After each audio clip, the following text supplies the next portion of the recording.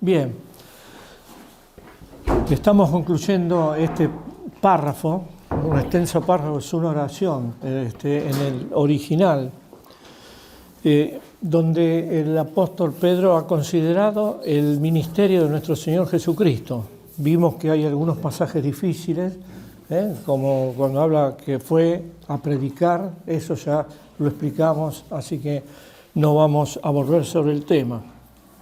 Si el apóstol pone fin a su exposición acerca del bautismo y dice que el bautismo salva.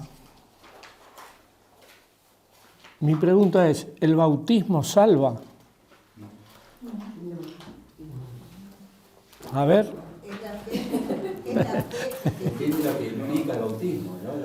O sea, haber creído lo da por hecho, supongo.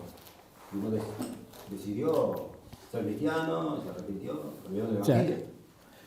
Lo que salva es la fe, eso creo que lo tenemos todos bien claro, la fe en nuestro Señor Jesucristo, en la obra redentora y expiatoria de nuestro Señor Jesucristo. Recordemos esto siempre, que nuestro Señor Jesucristo padeció por nuestros pecados, pero murió también por nuestros pecados. Y esto es importante porque podría haber padecido y no muerto. Y entonces, en ese caso, el propósito de la salvación estaría inconcluso. Vimos también el hecho de que cuando Él muere, su cuerpo estaba en la tumba, el espíritu en la presencia de Dios. Cuando resucita, predica, exhorta, enseña a las huestes celestiales de maldad, enseña que Él triunfó. Y esto es lógico, porque si no hubiera resucitado, no hubiera triunfado. Entonces, esto nos indica que ese pasaje que indica que fue a predicar, en realidad lo que nos está diciendo que después de su resurrección, cuando su cuerpo que estaba en la tumba y el espíritu que estaba en la presencia de Dios, Dios lo hace, resucita a nuestro Señor Jesucristo, es ahí cuando Él va y como un heraldo les dice a los poderes celestiales de maldad, a todos aquellos que se habían opuesto durante el ministerio al ministerio salvífico de nuestro Señor Jesucristo, muchos de los cuales estaban encadenados, que Él triunfó, el triunfo de nuestro Señor Jesucristo, el triunfo sobre los demonios, sobre Satanás, el triunfo sobre la muerte. Ese es el mensaje que Él expuso después de su resurrección. Ahora bien, cuando hicimos la pregunta entonces, ¿cómo salva el bautismo a una persona? La respuesta fue mediante la resurrección de Jesucristo. La doctrina de la resurrección de Cristo es esencial para la fe cristiana, de la cual Pedro ya dio testimonio al inicio de la carta. 1 Pedro 1:3. Estamos en la página 181. Sí, página 181. De esto tenemos que tener bien claro.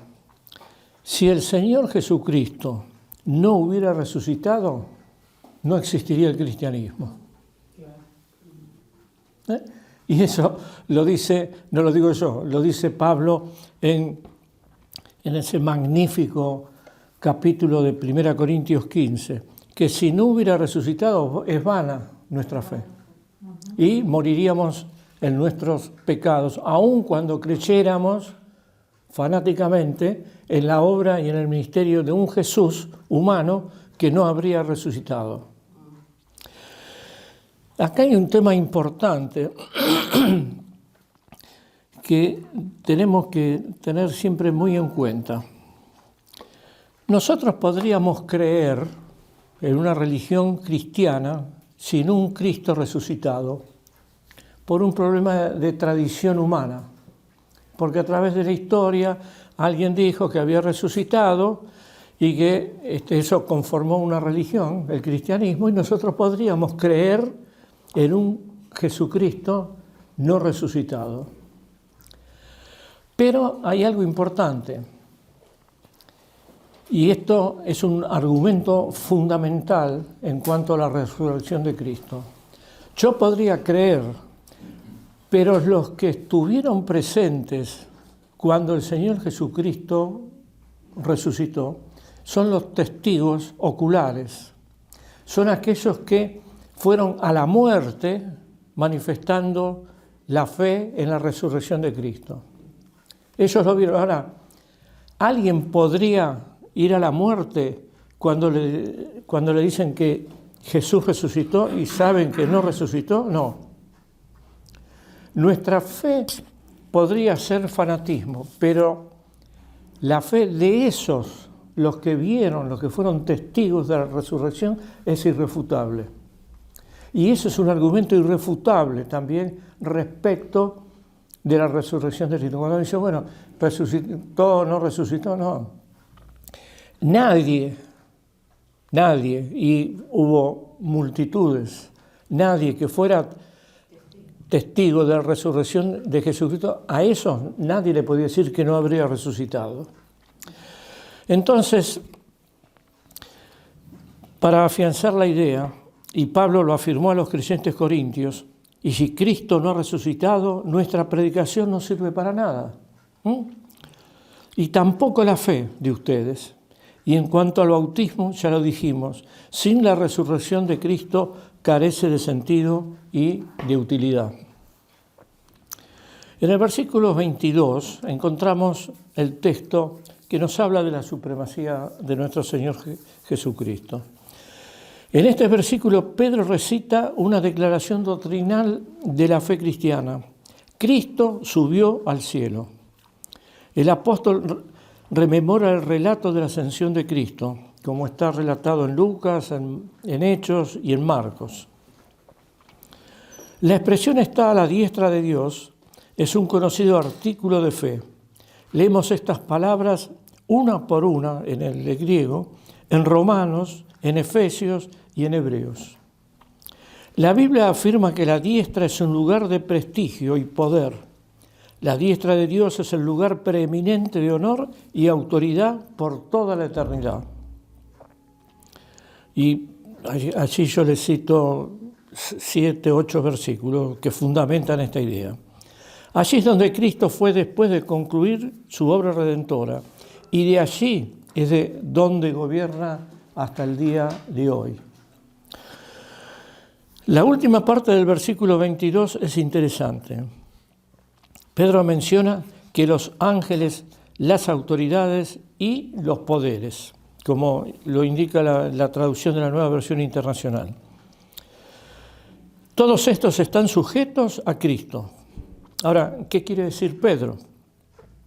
El término ángeles incluye tanto a espíritus buenos como malos. Tanto los ángeles como los demonios, incluye a Satanás. Todos estos huestes celestiales están sujetas a Cristo. Según MacArthur, John MacArthur en su comentario, dice, y a él están sujetos por la cruz, hecho del cual predicó a los demonios encarcelados. Esto vuelve a demostrar que él no estaba predicando a los demonios un mensaje de salvación. Recuerden que dijimos la diferencia entre predicar en el sentido de expresar y de evangelizar. Son dos términos que aún en el griego son diferentes. Ya que los demonios no pueden salvarse, sino los que les enseñó, lo que les indicó fue un mensaje de condenación eterna. La palabra traducida están sujetos, de upotazo, significa estar alineados según rango o debajo de. Es un concepto en un sentido militar, de la autoridad lineal que hay de arriba hacia abajo. Describe la situación actual de todos los seres espirituales en relación con Cristo, es decir, están bajo el dominio de Cristo. Después de describir la humildad, el sufrimiento y la muerte de Jesús, Pablo afirmó en el conocido pasaje de Filipenses 2, del 9 al 11, por lo cual Dios lo exaltó hasta lo sumo y le otorgó el nombre que está sobre todo nombre, para que en el nombre de Jesús se doble toda rodilla en el cielo y en la tierra, y debajo de la tierra, y toda lengua confiese que Jesucristo es el Señor, para gloria de Dios Padre. También Pablo escribe que al fin de los tiempos, en la consumación de todas las cosas, Cristo entregará el reino a Dios el Padre, luego de destruir todo dominio, autoridad y poder. Esto lo encontramos también en 1 Corintios 15. Es decir, todas las fuerzas espirituales que están en su contra serán destruidas. En el contexto general de este capítulo, Pedro parece querer dar a entender que cuando Cristo ascendió a los cielos, proclamó su victoria sobre los poderes espirituales que les eran enemigos.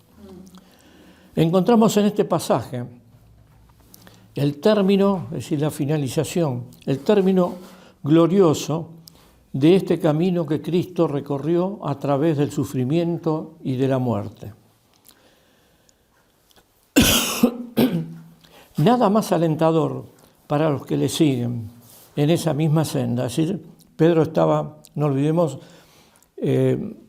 escribiéndole a gente que estaba, creyentes que estaban siendo perseguidos. En él los creyentes fieles están resucitados. Pensemos en este están, no estaremos, estamos resucitados. Y serán y sentados en los lugares celestiales, como lo indica Efesios 2:6.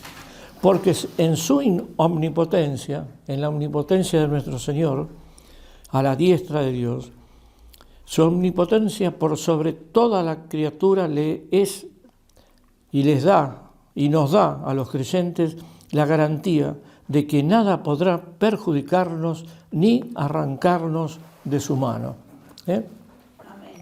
La perseverancia de Dios. Muchas veces hemos hablado de este tema en otras oportunidades.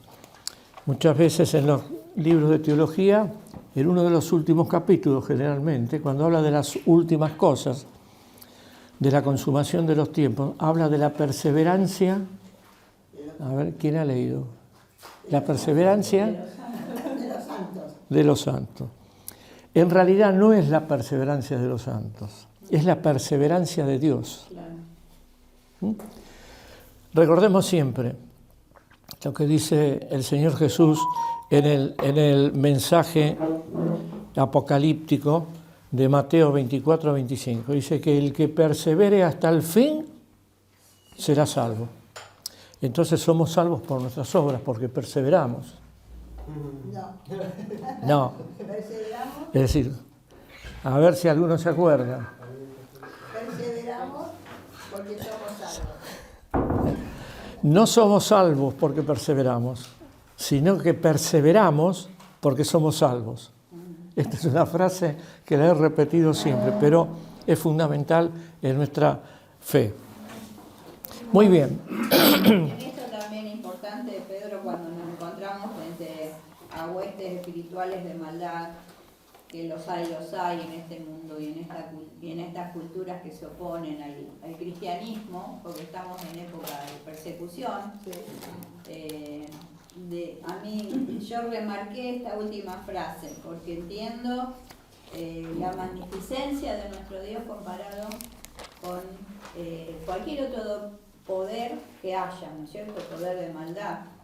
Y en ese Dios creemos, o sea, por un tiempo, ¿no es cierto?, podrán llegar a suceder estas cosas, pero sabemos que en el tiempo oportuno de Dios eso se va a cortar, ¿no? Y que, como dice acá, me encantó, ¿no?, que todo creyente fiel ya tiene esta seguridad de que nada podrá perjudicarles ni arrancarles de su mano. Quizás podremos perder la vida por honrar el nombre de Dios, pero nunca nos podrán arrancar de las manos de Dios. No siempre estaremos con Él, disfrutando de su presencia. Cito mi pasaje preferido de la Biblia, que creo que es la más grande promesa que, por lo menos para mí, he encontrado. estando persuadido que aquel que comenzó tan buena obra en vosotros la continuará perfeccionando hasta el día de nuestro Señor Jesucristo. En uno de los primeros himnos de guerra espiritual que se han escrito, fue escrito por Lutero. El 31 de octubre se recuerda, se conmemora, en gran parte del mundo protestante, la Reforma del siglo XVI. Y él escribió en momentos en que estaba luchando y estaba enfrentando a los dos poderes más, para, valga la redundancia, dos poderes más poderosos que existían en ese mundo, en ese momento en el mundo civilizado, es decir, en Europa. Carlos V de España y el Papa. Frente a esos dos poderes, este humilde hombre de Dios, humilde en el sentido de que tenía grandes luces intelectuales, un gran discernimiento espiritual, pero estaba él solito frente al monarca y a un delegado del Papa. Y le pedían que adjurara, que renegara de sus creencias. Le habían puesto los libros que él había escrito, que negara lo que estaba escrito. Y él titubeó, pidió a la dieta de Worms, era la asamblea de los príncipes alemanes que gobernaba el imperio, un día para contestar. Se retiró a su aposento, oró y al día siguiente se presentó ante la dieta y dijo que él no podía retractarse de lo que las Escrituras decían, que Dios me salve.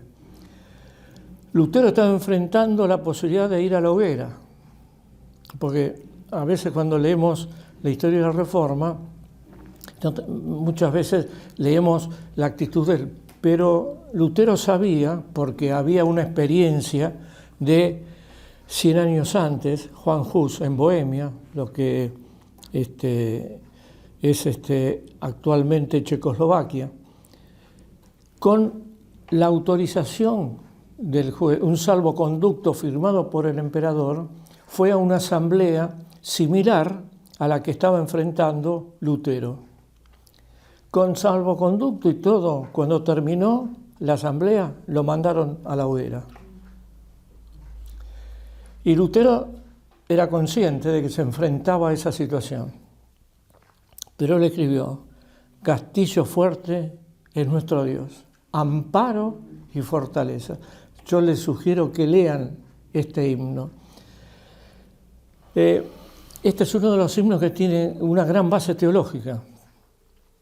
Lamentablemente, estamos últimamente acostumbrados a escuchar himnos y canciones que cuando las analizamos no le encontramos ningún contenido teológico. Riman bien las palabras, la música, todo lo que ustedes quieran, pero no tienen contenido teológico. Este y muchísimos otros más, este es un himno que tiene un contenido que asegura el triunfo final, no solamente de Dios sobre la maldad, sino el triunfo del creyente. Continuemos. Fue como un lema de la Reforma, ¿sí? Sí. Fue como un lema de la Reforma. Sí, sí. El himno que se cantaba más. La perseverancia de Dios. Bueno, volvamos a nuestro 1 Pedro capítulo 4.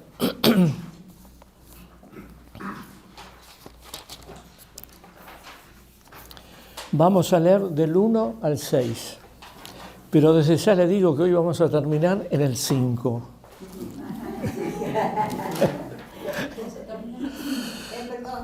Así viene el próximo. 4. ¿Querés que lo lea? Bueno, Dice: puesto que Cristo ha padecido por nosotros en la carne, vosotros también armaos del mismo pensamiento, pues quien ha padecido en la carne terminó con el pecado, para no vivir el tiempo que resta en la carne conforme a las concupiscencias de los hombres, sino conforme a la voluntad de Dios.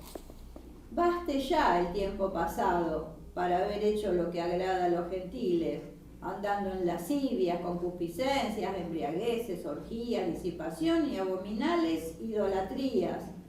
A estos les parece cosa extraña que vosotros no corráis con ellos en el mismo desenfreno de disolución y os ultrajan, pero ellos darán cuenta al que está preparado para juzgar a los vivos y a los muertos. Porque por esto también ha sido predicado el Evangelio a los muertos, para que sean juzgados en carne según los hombres, pero vivan en espíritu según Dios. Bueno, Otro pasaje complicado. complicado. El apóstol Pedro en la segunda carta dice que Pablo escribió cosas difíciles de entender, y que muchos, 3:15 creo, pero, No sé qué otra. pero Pedro también tenía lo suyo, y cuando veamos la segunda carta vamos a ver más. Bien, en este pasaje Pedro retoma el tema del sufrimiento de Cristo y prepara a los creyentes para el sufrimiento que tendrán que padecer. Todo lo que conduce a este pasaje desde los versículos anteriores, es decir, lo que leímos hoy del 3:18 al 22, se ha enfocado en los creyentes esparcidos que sufren persecución por parte del mundo hostil y que incluso enfrentan la posibilidad de morir. Sufrir injustamente por ser justo también está en la mente de Pedro en los pasajes de 1 Pedro 6, capítulo 1, 6, 9, capítulo 2, 19, 21, y ahora vamos a ver más adelante. En esta sección, el apóstol invita a los creyentes a estar dispuestos a enfrentar la persecución a causa de la justicia. El verbo clave en este pasaje es el mandato de armaos. Este verbo es usado solamente aquí en el Nuevo Testamento. Viene de oplizó, que literalmente significa protegerse con armas o ponerse la armadura. El sustantivo significa armas y se usa en 6 pasajes en el Nuevo Testamento, allí están citados. La imagen es la idea del soldado que se prepara para la batalla. En el 4:1, ¿cuál es la actitud de Cristo? Las primeras palabras de este versículo son puesto que, o por tanto, como dice la Nueva Versión Internacional. No tiene relación con el último versículo del capítulo 3, el versículo 22, sino que sirven más bien como conclusión del pensamiento expresado en 3:18. Esto quiere decir que los versículos 19 al 22 configuran un comentario entre paréntesis. Pedro repite el pensamiento básico del versículo 18 del capítulo 3 y exhorta a los creyentes a tener la mente de Cristo. Puesto que... El 3:18 dice, porque también Cristo padeció una sola vez por los pecados, el justo por los injustos, para llevarnos a Dios, siendo la verdad muerto en la carne, pero vivificado en el Espíritu. Entonces, puesto que, es así como comienza el versículo.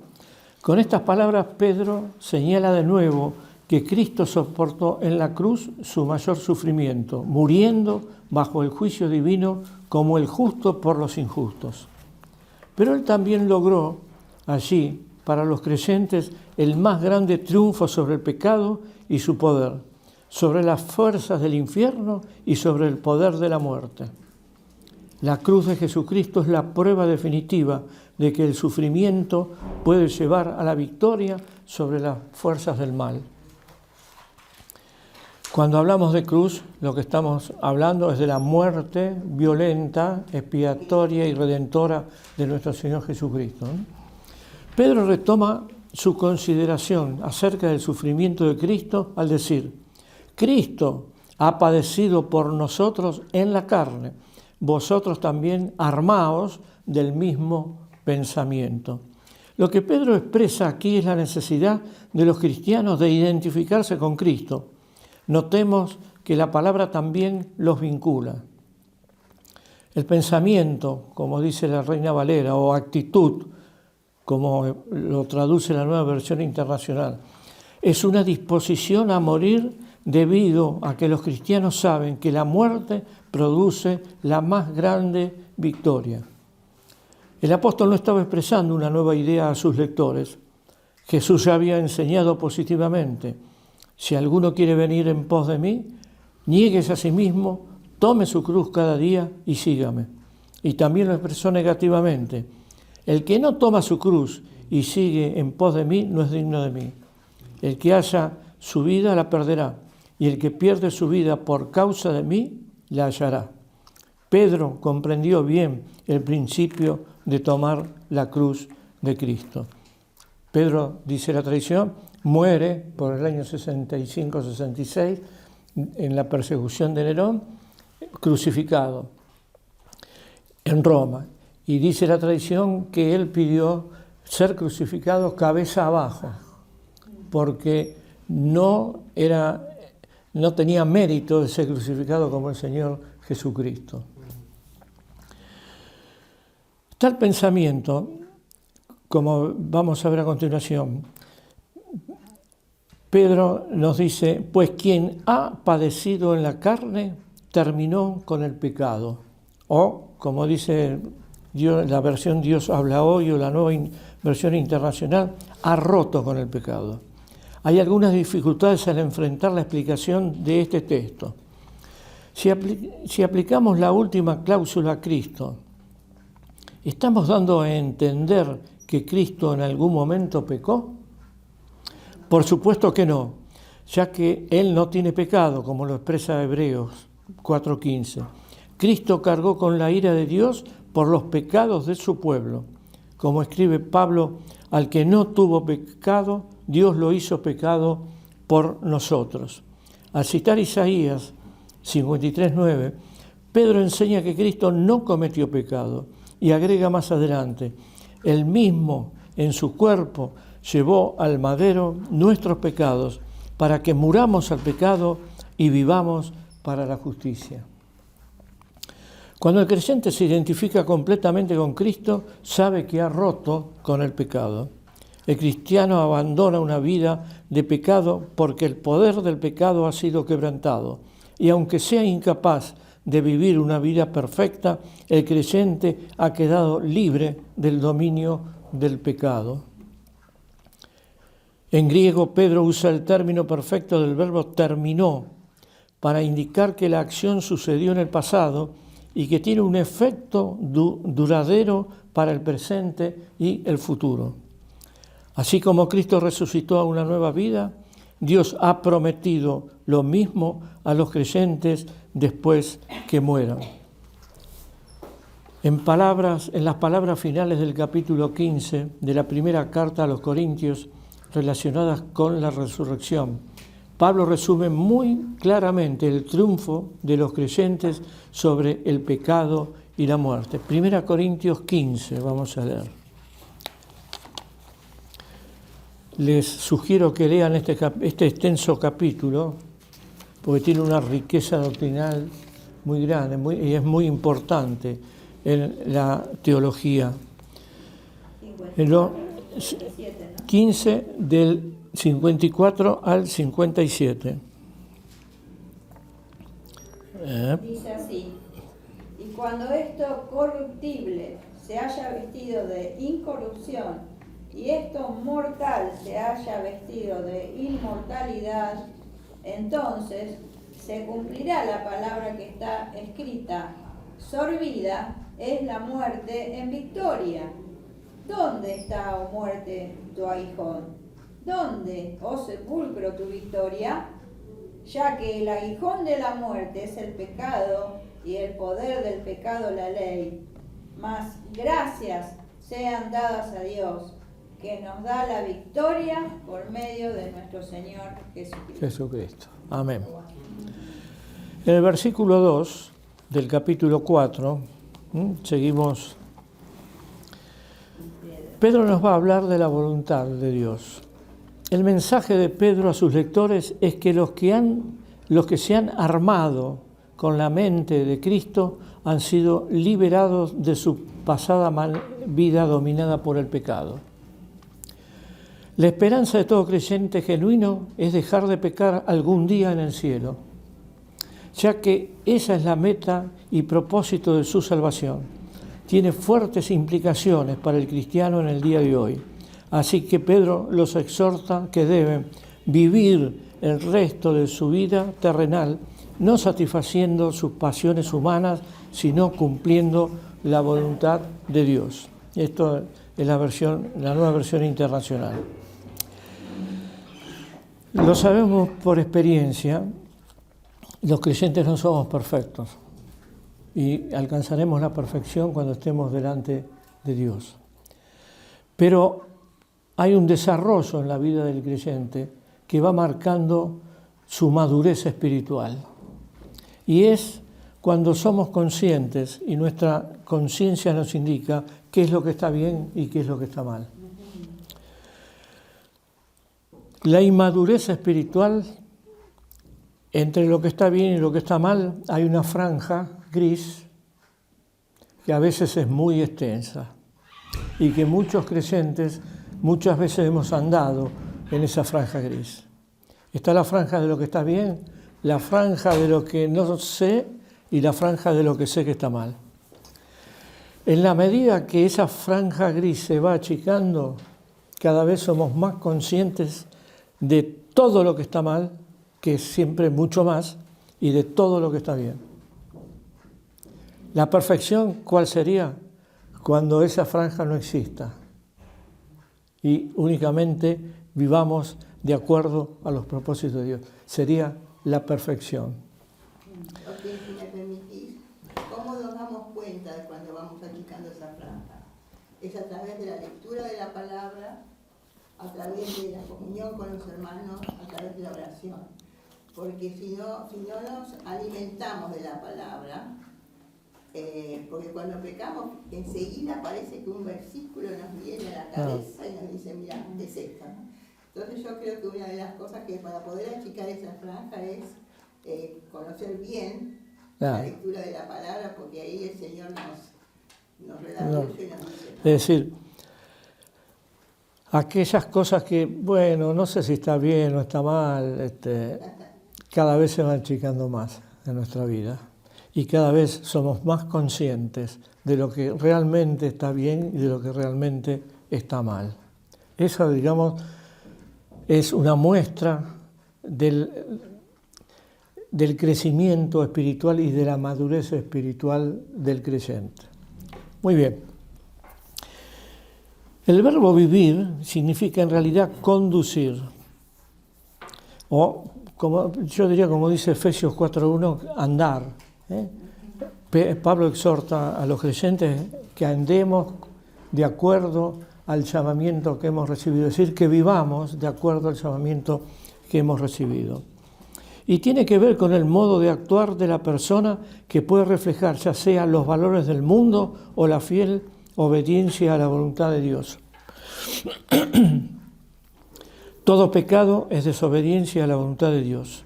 El Nuevo Testamento contiene muchas exhortaciones a la obediencia a la voluntad de Dios.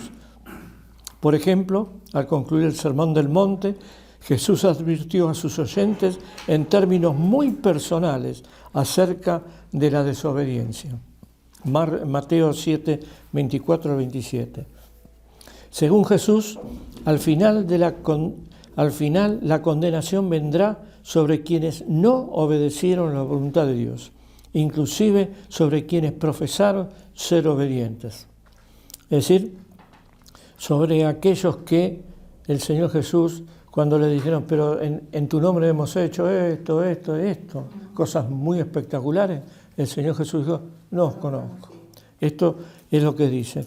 Profesaron ser obedientes, pero en su interior no obedecieron la voluntad de Dios. Es decir, no eran creyentes, en una palabra. Pedro llama pasiones humanas, ¿no?, en la nueva versión internacional, o concupiscencias, en la Reina Valera, con una palabra fuerte, epitumia, que significa anhelo apasionado.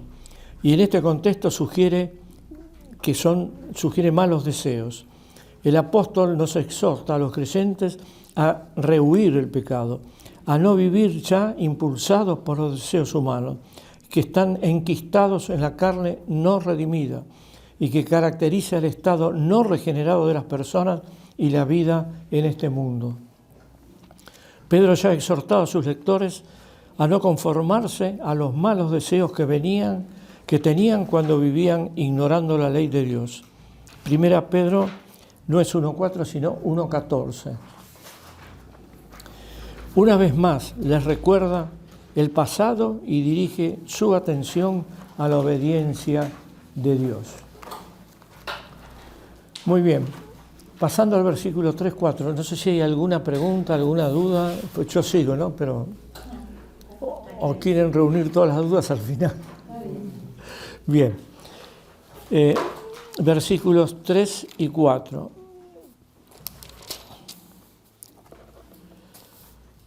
Baste ya el tiempo. A mí me impactó eso, ¿no? Cuando Jesús dice, nunca os conocí.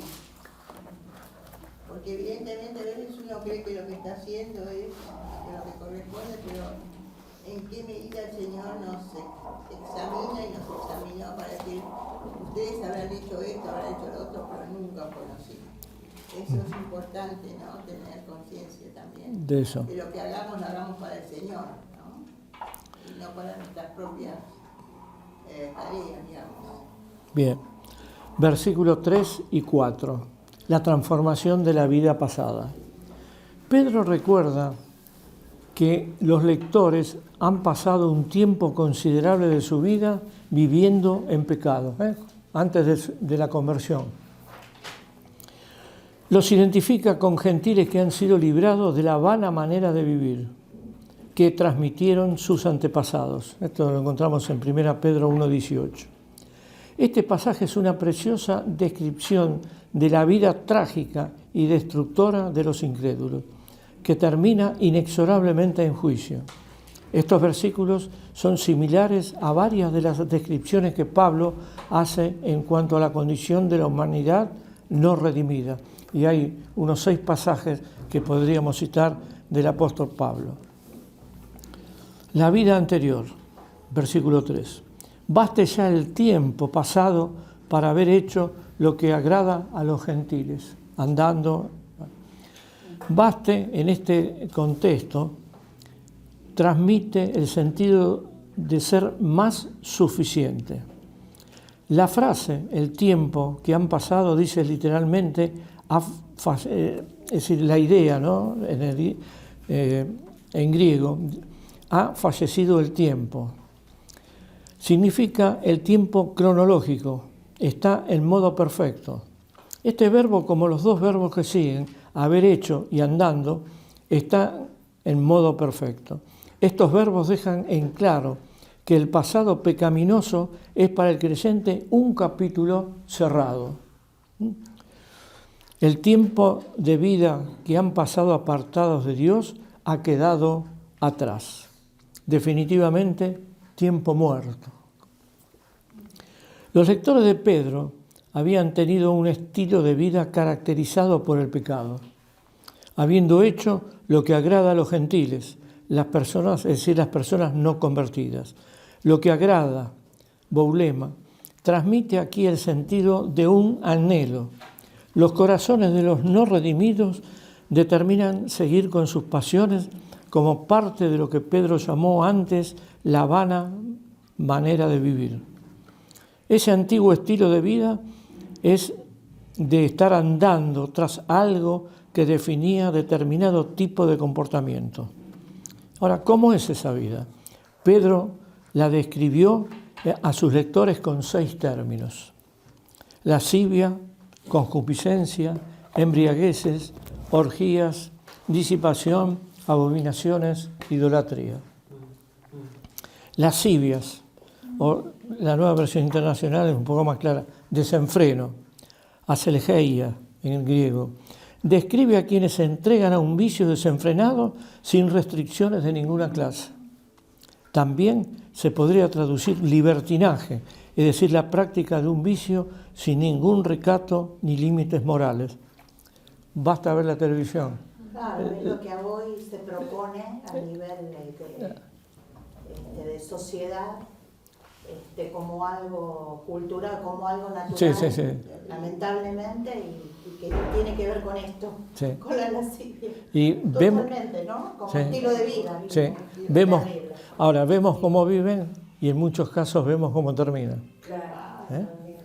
Segundo, concupiscencias. La nueva versión internacional lo traduce pasiones. En el Nuevo Testamento este término se utiliza muchas veces y se usa casi siempre en el mal sentido de un deseo pecaminoso.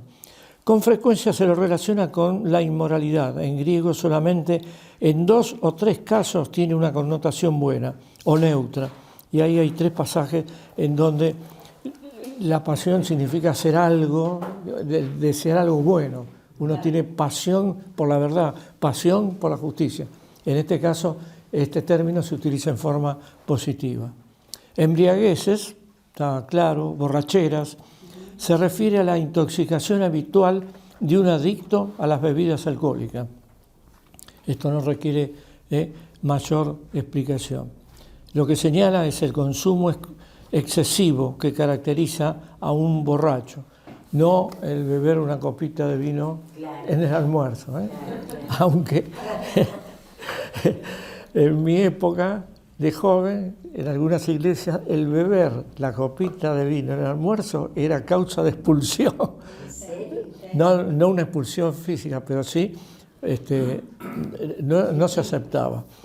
Y yo recuerdo el pastor, cuando íbamos a los picnics, había algunos que llevaban la botella de Coca-Cola y se acercaba el pastor Canclini, don Santiago, y decía: hermano, ¿eso es Coca-Cola?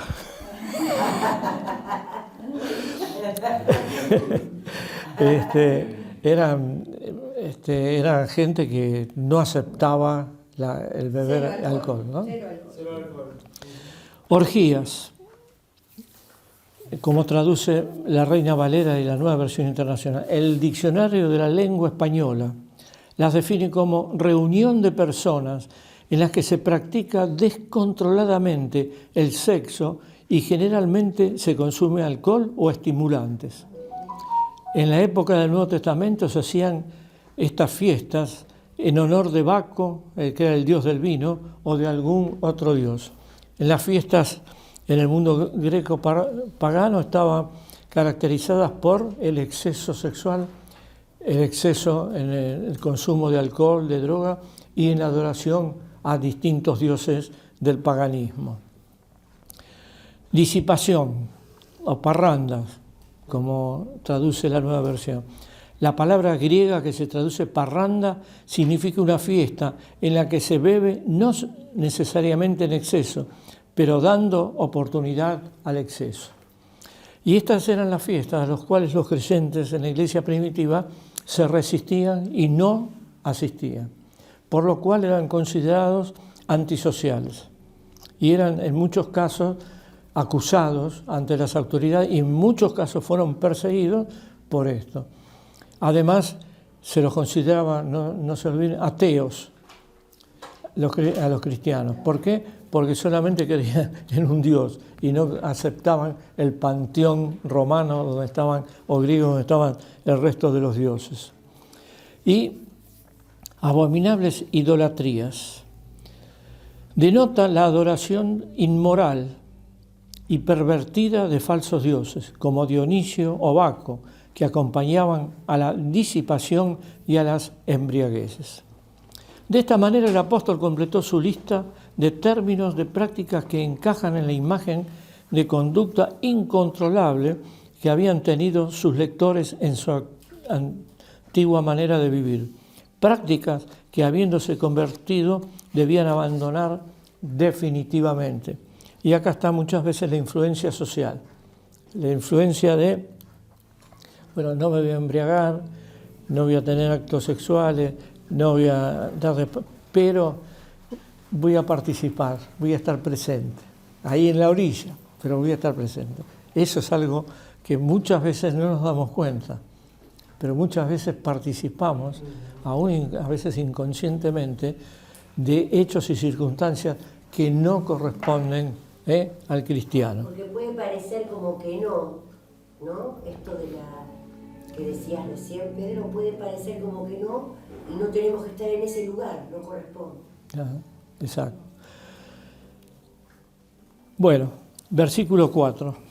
Cosa extraña, nos dice el apóstol. Yo creo que hay que a veces escuchar al Espíritu Santo, ¿no? Porque el Espíritu Santo redarguye en nosotros. Claro. Y nos alerta muchas veces cuando estamos por proceder en hacer algo que no corresponde, ¿no? Claro. Entonces tenemos que estar atentos al Espíritu Santo que nos dice no, por ese camino no. Claro. No, en ese lugar no es ambiente para vos. Ahí está, sensible. Es lo que uno mira también, porque muchas veces en las películas hay Claro, cosas que son realmente abominables, Sí, hay que sacarlo. Hay que pagar todo. Hay que Exactamente. No decir, ay, pero me quedo sin verla cómo termina. termina? No miremos cómo termina, porque si ya hay algo así que ganamos mirando el final. Tal cual. Lo sacamos y miramos otra cosa instantáneamente. Exacto. Yo tengo empezado con Gustavo como 20 o 30. Lo dejamos ahí y nunca más. Y bueno, series, lo que sea. Ya vemos un alto montaje y bueno, para nosotros, chao, ¿no? Porque en el medio a veces de una historia se meten unas escenas fuertísimas. Entonces, bueno, cuidar también esos detalles, porque no edifica. No. Además, hay una tendencia. Ustedes saben, yo he trabajado en cinematografía durante muchos años, laboratorios de cine. Y hay una diferencia entre las escenas eróticas y las pornográficas.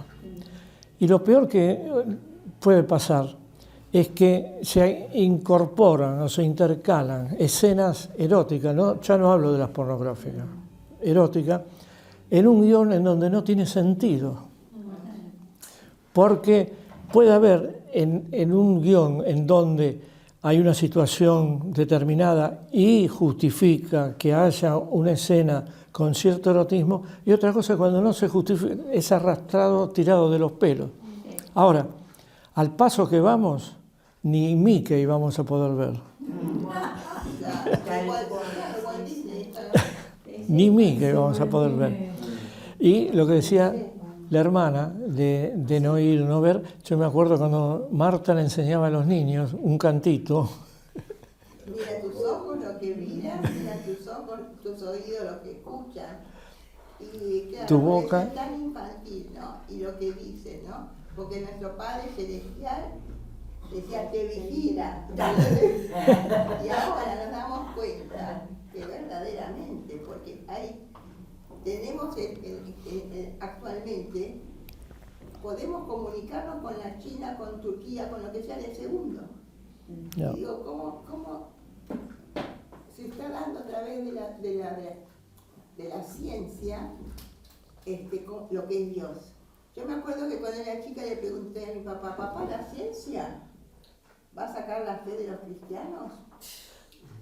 Porque la ciencia va a avanzar. Y mi padre dijo, nunca. Porque la ciencia va a ser lo que Dios ya ha creado. Y cuando yo veo que Dios nos mira, y tenemos ahora los satélites que hacen los hombres, pero Dios nos mira, nos ve, nos conoce, nos escucha. Es como que ya realmente es una situación que cada vez, no sé, a mí me afirma más en Cristo, en Dios, ¿no? Que todo lo hizo, todo lo crió y todo lo que, ¿no? Así que bueno. Cuida tus ojos lo que ven, cuida tus oídos lo que escuchan, y cuando vemos la película lo aplico. Bueno. Había, respecto al vino, en Córdoba, hubo una reunión en la iglesia grande porque íbamos, la reunión de hombres, digamos, a asado, empanada, comida, esa es reunión de hombres normalmente. Y algunos querían vino para la comida. Y yo no voy a comer asado sin vino, o empanada, o locro. Hubo locro, porque se usaba mucho el locro. No voy a comer sin vino. No, yo no. Entonces hubo reunión. y el pastor decidió prohibir directamente el vino, porque hubo mucha discusión, pero principalmente porque había 2 o 3 que venían de dejar el vicio. Eran 2 o 3 hermanos hermosos que habían dejado la bebida. Claro. Y dice, nosotros no lo vamos a invitar a que vuelvan. Dice, poniendo, vos decís una copita, pero Sí, sí. empieza. Claro. Claro, Y pero hasta llegó uno de ellos, que era había venido muy mal, que en la Santa Cena le daban jugo. Nada. ¿Por qué? Porque él se ponía mal. Claro. Con esa copita así chiquita. Se le Se despertaba ponía uno solo, ¿no? Sí. Se ponía mal. Entonces los otros Claro, el 3 sabor. empezaron a entender y todo el resto. Mira, tomá amargo, tomá gaseosa, tomá lo que quieras, pero no traemos vino a ninguna reunión de... Para no ser de tropiezo. Claro. Tal cual. Perfecto. Yo bebo normalmente en las comidas y demás, pero en las reuniones de la iglesia, en la cena, en los almuerzos, nunca bebo vino, porque no sé a quién tengo a mi lado. Hay gente y en eso tuve una experiencia. Yo trabajaba en una agencia de publicidad, y en la agencia de publicidad el tema de los almuerzos era muy común, formaba parte del trabajo. Yo iba a almorzar varias veces con un ejecutivo del Canal 3. Almorzábamos y yo pedía una copa y le decía, pero no, yo tomo agua o no sé qué tomaba. Bueno, así fue 1 o 2 veces. En una oportunidad me dice, mira, no es que yo te rechace, pero yo era alcohólico. A partir de ese día tomé agua todas las veces pero me enseñó que cuando uno no sabe a quién tiene enfrente, este tema mejor soslayarlo, mejor el tema del alcohol. Y en la iglesia donde yo iba, donde nací, la iglesia del centro, había una tendencia pastoral a evitar el tema del alcohol. ¿Pero por qué? No era por puritanismo, era porque en el ambiente evangélico de principios del siglo pasado, sobre todo en los primeros momentos de las iglesias evangélicas, había mucha gente de extracción italiana, española, y gran parte venía con un trasfondo de alcoholismo. Entonces, a raíz de eso se tomó, yo creo sabiamente, don Canclini tomó la decisión y lo predicaba desde el púlpito. No era que evitar el tema del alcoholismo. Y sabemos, por experiencia de hermanos misioneros y hermanos norteamericanos, que cuando vinieron a Argentina se escandalizaron porque los creyentes tomábamos alcohol. ¿Pero por qué? Porque también venían de un trasfondo, de un gran nivel de alcoholismo. Entonces, en este aspecto, mi posición es esa. Si no sé a quién tengo enfrente, no tomo. Mi fuente de vida, cuando hacíamos encuentros así, cuando allí a veces decían, bueno, una botellita de cerveza para pasar, comer unos sanguchitos, no acá en el templo, sino en la casa de alguna familia. Y decidimos también que no haya alcohol porque no se sabía, mucha de esa gente se estaba recuperando, ¿no? de las adicciones o habían sufrido algún familiar que estaba inmerso en el tema del alcoholismo, que es tan dramático, y llevar una botella de vino a una persona así, o cerveza misma, ¿no? Sí. Aunque parece una pavada, pero Es un problema. Sí, Claudio. Yo leo Romano, 1 Corintios 8:13 dice, por lo cual si la comida le es a mi hermano ocasión de caer, no comeré carne jamás para no poner tropiezo a mi hermano. Y otra parte dice Pablo también que no beberé ni comeré nada que haga tropezar a mi Claro. hermano. Sí, El contexto es otro, tiene que ver con el sacrificado bebido y no, pero el principio se aplica a esto, ¿no? A no tomar si a alguien no le afecta porque fue alcohólico. sí, ahí O si es un mal testimonio, quizás. Pablo habla de los hermanos débiles y de los fuertes, es decir, no forzar la conciencia de los débiles. Muy bien, hermanos, ha sido una hermosa clase. Espero que nos haya servido.